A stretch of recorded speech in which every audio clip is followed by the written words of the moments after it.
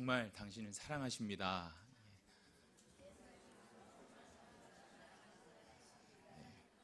아멘이죠. 그 이유 때문에 저희가 이곳에 나와서 예배할 수 있고 또 주님과 교제할 수 있는 줄 믿습니다.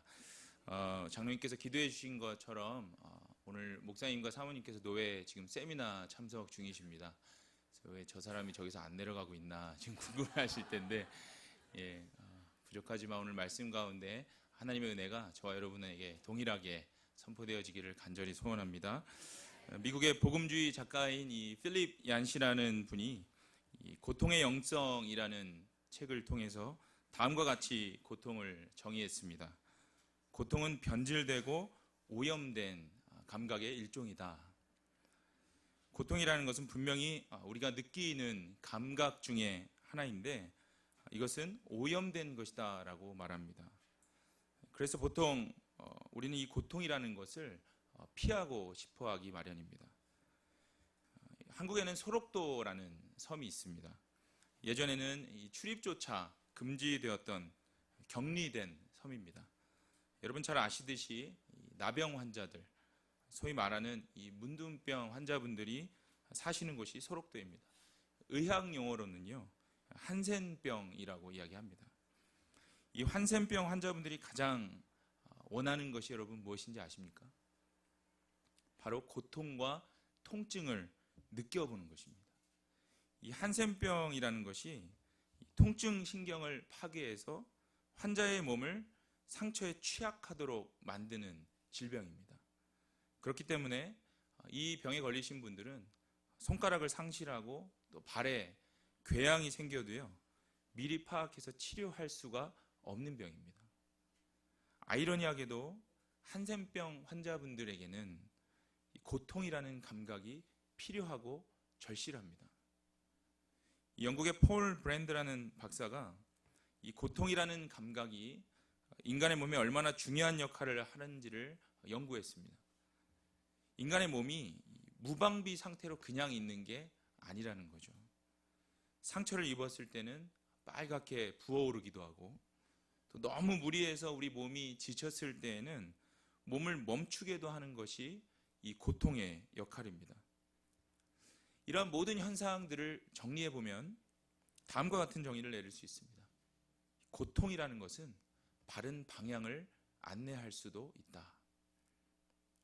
정리해보면 고통이라는 것이 우리의 몸을 불편하기 위해서 존재하는 것이 아니라 지금 몸이 위험한 상황이기 때문에 반응을 빨리 바꾸어야 한다라는 좋은 신호가 될 수도 있다는 것이죠. 몸의 나머지 부분들이 취약한 그 부분에 더 많은 관심을 기울이도록 하기 위해서 고통이라는 것이 느껴진다는 거죠.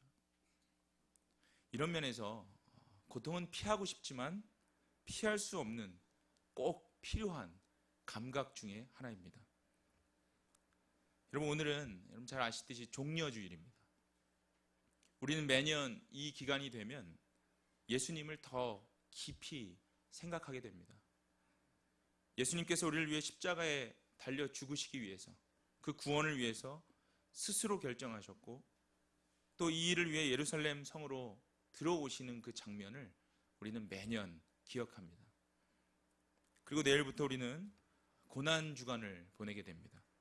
예수님의 고난과 고통을 묵상해보는 주간입니다. 그래서 오늘 저와 여러분이 함께 나누게 될 이 말씀이 다소 부담스러우실 수도 있을 것 같습니다. 그러나 1년에 단 한 번 주시는 기회이고 또한 매년 반복하여 주시는 하나님의 은혜가 바로 저는 이 고난주간이라고 생각합니다. 그렇기 때문에 오늘 말씀이 저와 여러분에게 거룩한 도전이 될 수 있기를 기대해 봅니다.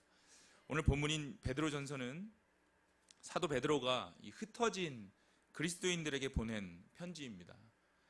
이 편지를 수신하고 있는 그 당시의 사람들은 소아시아 일대에서 흩어져 살고 있었던 그리스도인이었습니다.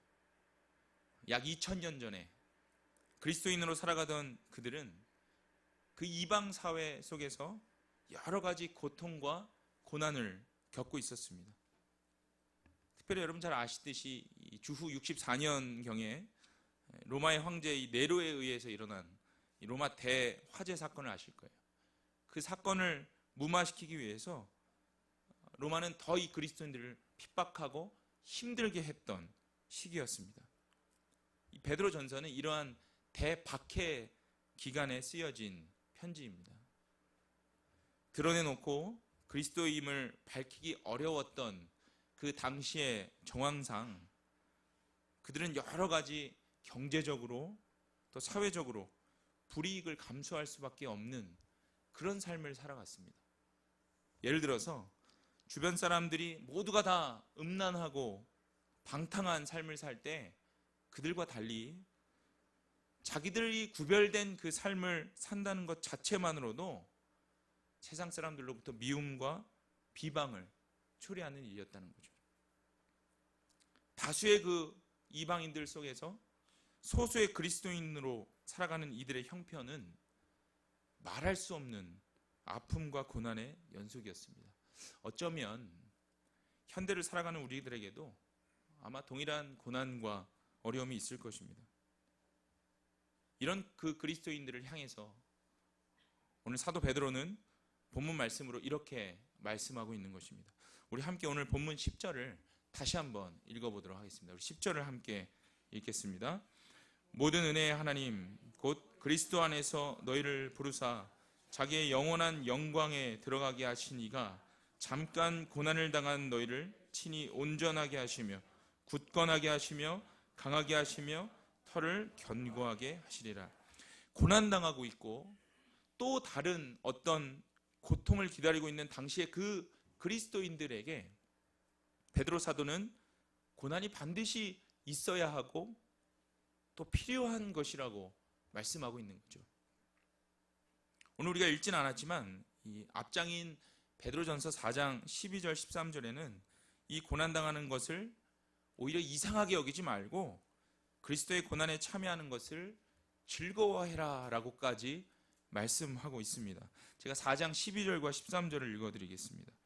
사랑하는 자들아 너희를 연단하려고 오는 불시험을 이상한 일 당하는 것 같이 이상히 여기지 말고 오히려 너희가 그리스도의 고난에 참여하는 것으로 즐거워하라. 이는 그의 영광을 나타내실 때에 너희로 즐거워하고 기뻐하게 하려 함이라. 두 말씀 다 고난에 반드시 참여해야 한다고 말씀하고 있습니다. 개인적인 이야기를 드려 죄송합니다. 저는 캐나다 온 지 한 10년 정도 지금 돼가고 있습니다. 이미 수십 년 전에 오신 어른들에 비하면 전혀 내세울 만한 세월은 아닌 것 같습니다. 짧지만 이곳에서 이민 생활하면서 특별히 목회를 하면서 느끼는 것 중에 하나는 모든 이 이민 세대의 부모님들이 자녀들을 정말 사랑하신다는 거예요.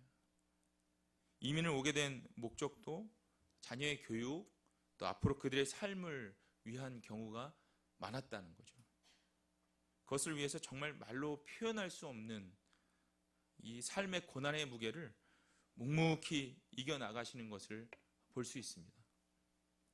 우리 자녀들이 이곳 서양 문화에 잘 적응하고 또 뒤떨어지지 않기를 바라는 그 마음은 어느 부모나 마찬가지일 거라고 생각합니다. 저도 이제 2세로 자라는 딸들을 보면서 같은 마음을 가지고 살아갑니다. 자녀들이 그렇게 잘 자라가길 바라는 마음으로 많이 양보하면서 삽니다.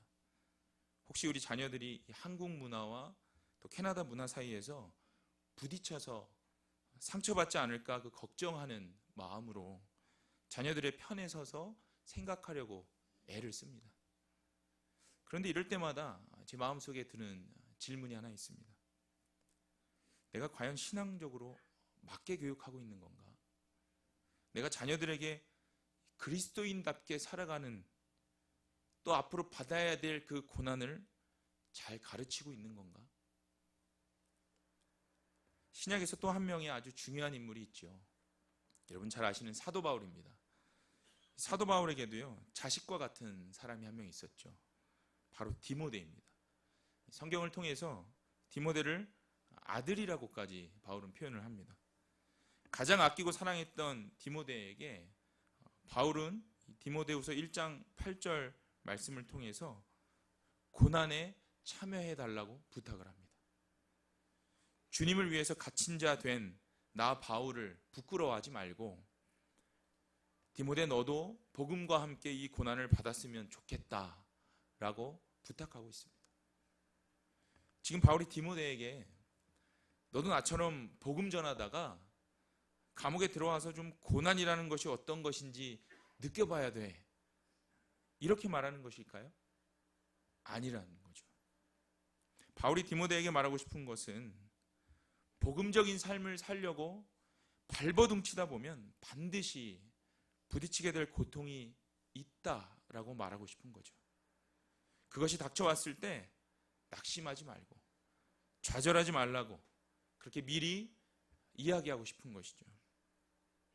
그런데 더 놀라운 것은 이런 고난으로 초대하고 있는 이 바울과 베드로는 이 고난이 부끄럽지 않고 오히려 기쁘고 즐겁다고 말하고 있습니다. 여러분, 어떻게 고난이 즐겁고 기쁠 수 있겠습니까? 도대체 이들이 말하고 있는 고난의 개념이 무엇이길래 기쁘고 즐겁다고 말할 수 있는 걸까요? 사실 우리 시대에 많은 그리스도인들은 예수님을 믿는 것이 모든 고난의 끝이고 인생을 바꿀 수 있는 길이라고 생각합니다. 일정 부분 맞는 말입니다. 그것이 예수 믿는 기쁨이고 이유라고 우리가 말하는데 오늘 바울과 베드로는 그 반대의 이야기를 하고 있는 거죠. 왜 베드로와 우리의 신앙적 관점이 다를까요? 이것을 설명하기 위해서 어느 목사님 한 분이 인용한 예를 하나 소개하겠습니다. 미국의 한 감리교회에서 있었던 일인데요.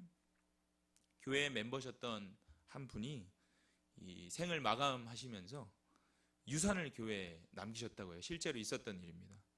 $60 밀리언 전체를 교회에 유산으로 남기셨대요.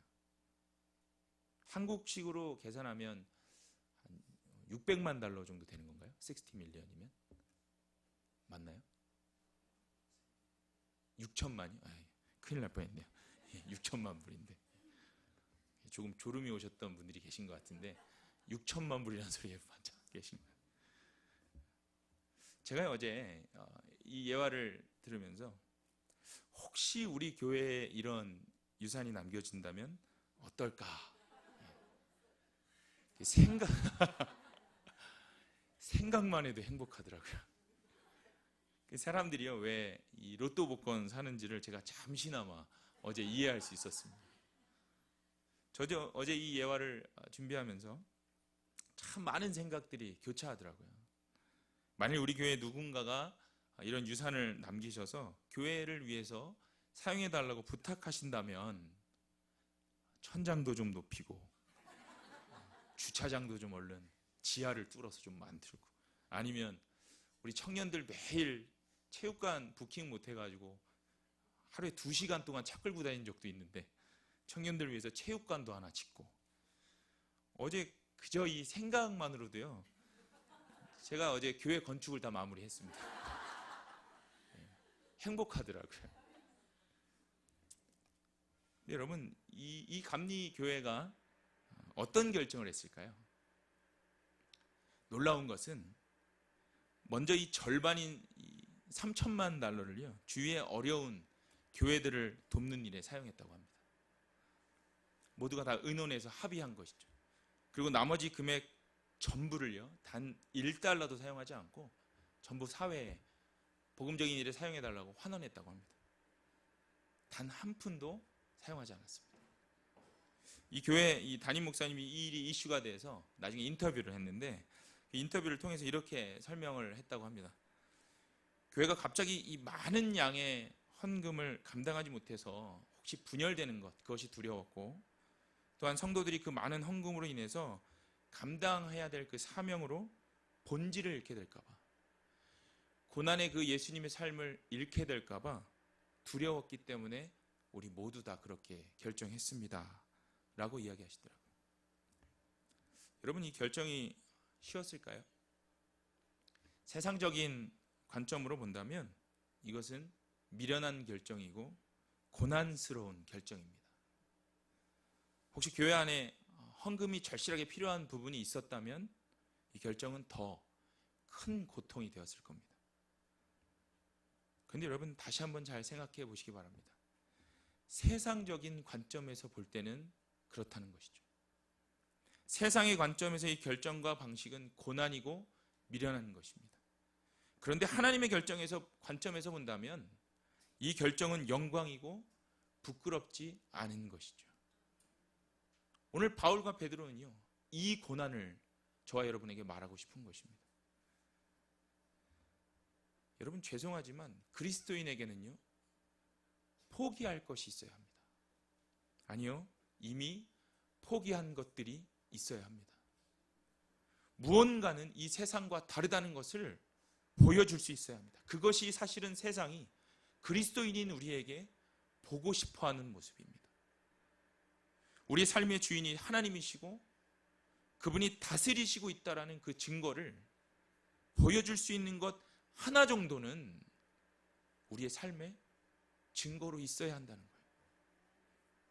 베드로 사도가 이 말씀을 전할 당시에 이 말씀에 감동해서 다시 한번 그리스도를 선택하고 그 고난을 받아들인 그 성도들을 여러분 한번 기억해 보십시오.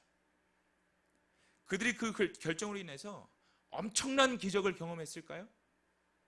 그렇지 않습니다. 더 심한 핍박과 고난이 있었다는 것을 우리는 역사서를 통해서 이미 다 배웠어요. 그런데도 불구하고 그들은 계속해서 그 고난을 받아들이고 인정합니다. 그런 그들에게 오늘 베드로 사도는요, 고난으로 인해서 근심하거나 두려워하지 말고 이미 그 고난의 본을 보이시고 영광스럽게 승천하셨던 그 예수 그리스도, 그분을 생각함으로 기뻐하라 라고 말씀하고 있습니다. 그리스도께서 고난을 통해서 하늘의 영광을 얻으셨다면 동일한 영광을 믿는 성도들에게도 얻게 될 것이라고 베드로는 약속하고 있습니다. 저와 여러분에게 이러한 고난의 흔적이 남아 있어야 합니다. 세상의 관점으로 볼 때 이것은 미련하고 아무 의미 없는 것으로 보이지만 하나님의 관점에서 이것은 영광이고 영원한 약속입니다. 실제로 방금 소개했던 그 교회는요, 또 그 교회의 성도님들은 그 6천만 불 그것을 결정한 이후에 더 하나 될 수 있었고 더 큰 행복을 교회를 통해서 누리고 있다고 합니다. 이것이 바로 성경적 고난이 주는 축복입니다. 이것이 바로 초반에 말씀드린 고통이 줄 수 있는 바른 방향성입니다. 오늘 본문은 이러한 고통과 고난을 우리가 반드시 겪게 될 것이고 겪어야만 한다고 권면하고 있습니다. 그런데 조건이 한 가지 있죠. 바로 그리스도 안에서 부름을 받은 사람들이어야 하고 영원한 영광, 즉 천국 소망을 축복으로 받은 그 사람들만이 선택할 수 있는 고난이라고 축복하고 있습니다. 그러나 이 고난은요, 잠깐 지나가는 것이고 또 이 고난을 통해서 더 온전해질 것이라고, 더 강하고 견고해질 것이라고 베드로 사도는 우리를 위로하고 있는 것입니다. 여러분, 그래서 그리스도인들에게 고난이 필요한 것입니다. 영상을 한 가지 하나 보려고 하는데, 얼마 전 목사님을 통해서 수요 예배 때 저희가 한번 보았던 영상입니다. 제가 이 영상 통해서 선교사님 한 분 알게 됐는데 아마 예배에 나오신 분들은 기억하실 겁니다. 인도에서 쓰레기 더미 위에 살아가는 아이들, 또 그 사람들과 함께 먹고 마시는 그 사역을 감당하는 선교사님이세요. 아마도 그날 수요 예배에 참석하신 분들은 이 영상 보면서 많은 결단과 감동이 있으셨을 겁니다. 영상이 길기 때문에 다 볼 수 없지만 약 한 5분 정도의 짧은 부분을 잠깐 함께 보도록 하겠습니다.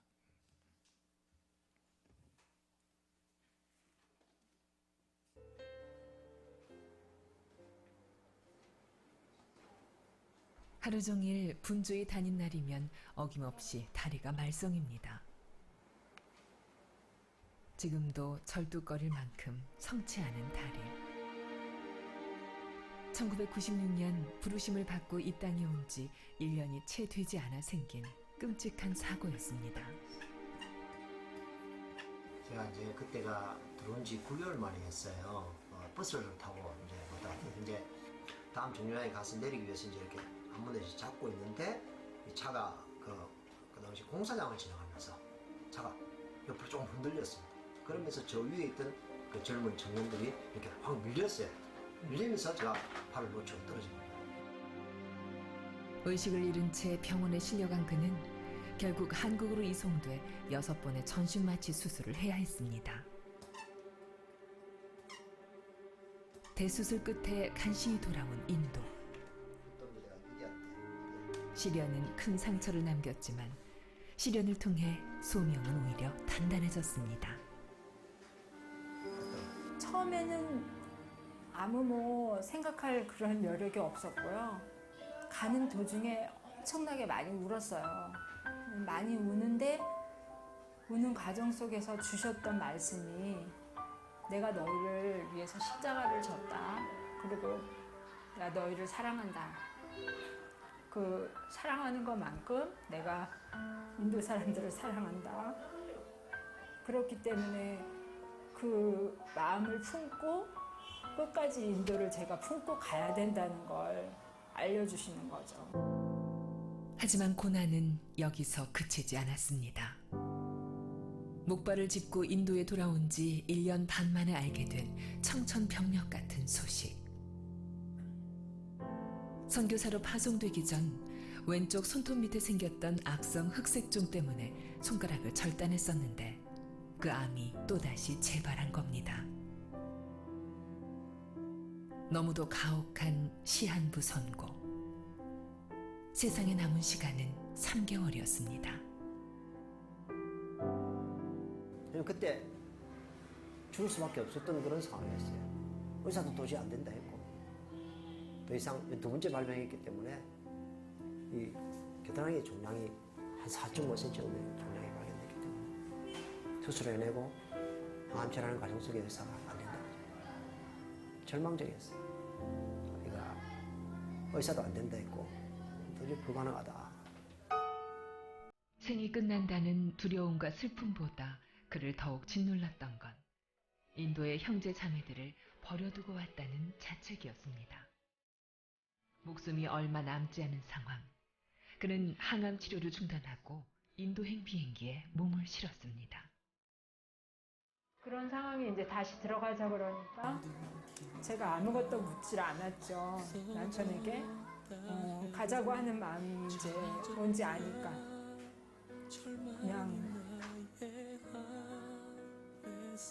현장에서 마지막이 될 수도 있는 순간을 보내고 싶구나 그런 생각을 했기 때문에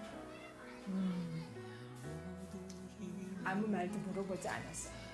성교사랑 목사의 가장 중요한 건 돈도 아니고 누가 나를 알아줘서 기도해 주는 것도 아니고요. 뭐 관심을 가지고 이렇게 해주는 것도 아니더라고요. 내가 그때 알게 된 거죠. 왜냐면은 내가 죽을 수밖에 없는 그런 상황인데 하나님 나를 다시 살려주시고 소명해 주다. 성교사의 가장 중요한 건 저는 하나님 다시 부르심이에요. 그 부르심이 분명하게 그날 있었어요. 그래서 내려놓고 다시 간다. 단 하루를 살더라도 인도인들과 함께하다 죽으리라. 그건 분명 인간이 가질 수 있는 생각은 아니었습니다. 이 땅을 향한 그분의 긍휼 그리고 눈물이 고스란히 심겨졌을 때 부부에겐 더 이상 생명조차 귀한 것이 아니었습니다. 하나님 오늘 나에게 하루 주셔서 감사합니다.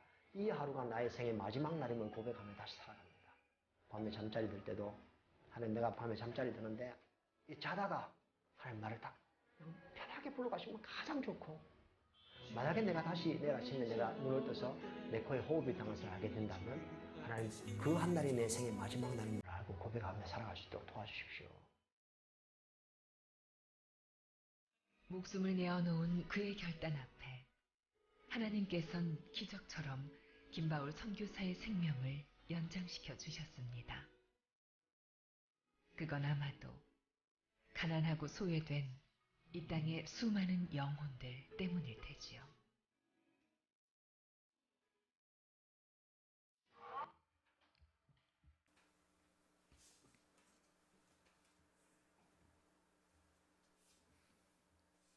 불 좀 켜주시겠습니까? 여러분, 이 영상을 보면서 제가 여러분에게 말씀드리고 싶은 건 이분들 참 대단하다 이런 것이 아니에요.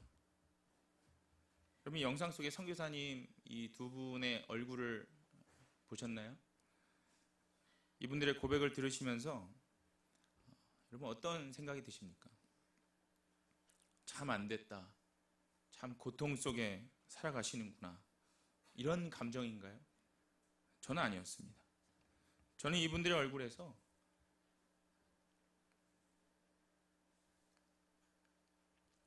참된 그리스도의 평강을 볼 수 있었습니다. 부러우리만큼 기쁨과 평강을 볼 수 있었어요. 그 상황에서 어떻게 그것이 가능했을까? 바로 고난 중에 십자가를 지고 찾아오신 그 예수 그리스도의 사랑을 경험했기 때문이라고 저는 생각합니다. 제가 이 영상 속에서 잊을 수 없는 고백이 있어요. 우리가 이렇게 고백했으면 참 좋겠다라는 생각을 했습니다. 우리 인생의 가장 중요한 것은 돈도 아니고 누가 나를 알아줘서 관심을 가져주는 것도 아니고 바로 하나님이 나를 다시 살려주시고 소명해 주셨다는 것. 우리에게 가장 중요한 건 하나님의 다시 부르심입니다. 이 고백이에요. 이 부르심이 분명하다면 우리는 주님과 함께 고난의 길을 기쁨으로 동행할 수 있게 되는 것입니다. 말씀을 맺겠습니다. 오늘 본문을 통해 우리 주님은 이 고난을 선택한 우리들에게 약속하고 계십니다. 이 고난을 통과하는 너희를 온전하게, 굳건하게, 강하게, 견고하게 하실 것이라고 약속하고 계십니다. 그래서 좀 아프겠지만 이 고난에 동참해달라고, 또 혹시 이 고난에 동참하고 있다면 우리를 위로하고 계시겠다고 주님 말씀하고 계십니다. 그리스도 부활의 영광을 우리에게 보이시겠다고 오늘 말씀하십니다. 내일부터 고난주간이 시작됩니다. 매년 우리에게 주시는 하나님의 사랑의 시간이고 또 한 번의 기회라고 저는 믿습니다. 저와 여러분은 이번 고난주간을 통해서 무엇을 결정하시겠습니까? 금식도 좋고 가정예배도 좋고 가난한 분들을 돕기 위한 긍휼함도 좋고 복음을 전하기 위한 결단 무엇이든 좋습니다. 저 여러분의 그 선택과 결정을 우리 주님께서 온전하게 하시고 굳건하게 하시고 견고하게 하실 것입니다. 그것을 믿음으로 이번 한 주간 주님의 그 깊은 십자가의 사랑을 누리시는 저와 여러분이 되실 수 있기를 간절히 부탁드립니다. 우리 시간 좀 함께 기도하겠습니다.